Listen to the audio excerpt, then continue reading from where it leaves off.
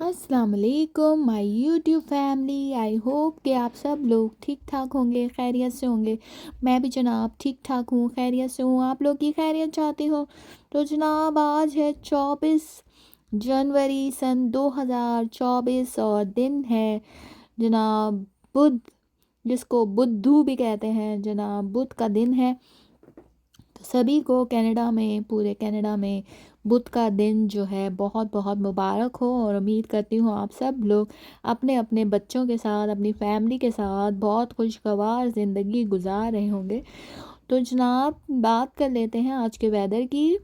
आज जनाब मेरा गाड़ी में ड्राइविंग करने का इत्तेफाक हुआ तो जनाब बाहर जो है बहुत ज़्यादा फॉग थी और कुछ ज़्यादा नज़र नहीं आ रहा था। क्लोज जाके नज़र आ रहा था, दूर से कुछ ज़्यादा नज़र नहीं आ रहा था। तो प्लीज़ प्लीज़ ड्राइव केयरफुली और बहुत ज़्यादा एहतियात से गाड़ी चलाएं, क्योंकि आपकी एक गलती दूसरे की जान ले सकती है। तो प्लीज़ ड्राइव केयरफुली और अपना और दूसरों का ख्याल रखा करें, क्योंकि ज़िंदगी एक बार मिलती है। तो चलिए, कुछ भी बात करने से पहले जो है हम बात कर लेते हैं आज की कहानी की। तो आज की कहानी जो मैंने लिखी है वो जनाब है एक बहुत ही वैल्यूएबल कहानी, जिसे सुनकर आपको बहुत मज़ा आने वाला है। तो चलिए, कुछ भी बोलने से पहले स्टार्ट करते हैं। कहानी का नाम है गिद्ध। वो जिस रास्ते से गुजरता था उस रास्ते में कचरा कुंडी आती थी, जो काफ़ी ज़्यादा एरिए पर फैली हुई थी। और आज इसने देखा कि ऑफिस से आते हुए कि कोई जानवर मरा हुआ पड़ा था और इस पर गिद्ध बैठे हुए मंडला रहे थे और उसके गोश्त को नोच नोच के खा रहे थे। और बदबू का एक ताफुन था जो कि हर सू फैला हुआ था। उसको उल्टी आना शुरू हो गई और उसने बड़ी मुश्किल से अपनी नाक पे कपड़ा रखा और वहाँ से गुज़रा। उसकी ये मजबूरी थी कि उसको वहाँ से गुज़रना जो है वो ज़रूरी था, क्योंकि उसका घर जो था उसी रास्ते से आता था। उस वो और उसके तमाम घर वाले और इलाका मकीन इस कचरा कुंडी की वजह से काफ़ी ज़्यादा परेशान थे। कई जगह पे उन्होंने दरख्वास्तें वगैरह दे रखी थी, मगर कोई भी सुनवाई नहीं हुई थी। तो वो जो है इस वजह से वो लोग अक्सर बीमार भी रहते थे। इलाका मकीन पेट के दर्द, एलर्जी, ये वो इस तरह की बीमारियों से हर वक्त हिमकनार रहते। तो उसको इस चीज़ से बड़ा वो था कि वो जो भी कुछ ठान लेता था वो करके रहता था। तो उसने इस दफ़ा ये ठानी कि इसको कचरा कुंडी को यहाँ से वो हटा के रहेगा। इस पर उसने काफ़ी अमल किया। वो काफ़ी जगहों पर गया और उसने दरख्वास्तें वगैरह दी कि इस कचरा कुंडी को इस इलाके से, रिहायशी इलाके से हटाया जाए, क्योंकि यहाँ पे बदबू का ताफ़ुन और बीमारियाँ जो है वो बहुत ज़्यादा फैल रही हैं तेज़ी से। लेकिन कोई भी सुनवाई नहीं हुई थी उसकी अभी तक। तो फिर उसने काफ़ी अरसे ये इंतज़ार किया, लेकिन किसी के कान पे जूं तक नहीं रेंगी। तो उसने फिर ये फ़ैसला करा कि उसने तमाम इलाके मकीन के साथ मिलकर इस कचरा कुंडी को उस इलाके से मूव करने का सोचा।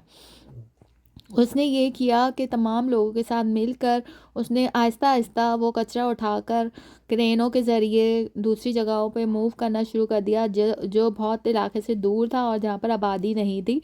वो कचरा कुंडी उसने वहाँ पर मूव करना शुरू कर दी और देखते ही देखते 1 महीने के अंदर वो कचरा कुंडी पूरी साफ़ कर चुका था और अब वहाँ पे कचरे का नामो निशान तक नहीं था।